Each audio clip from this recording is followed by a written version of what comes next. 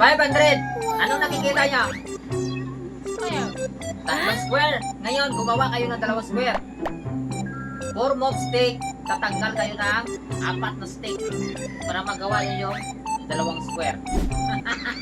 Oh, 500. May pattern na tayo ha. Ano?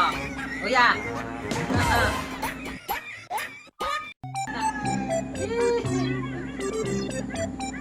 Ano?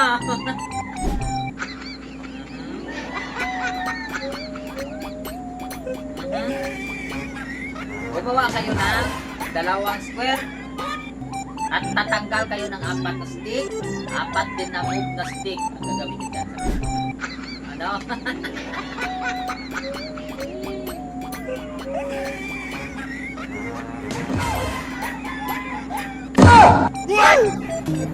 Eh?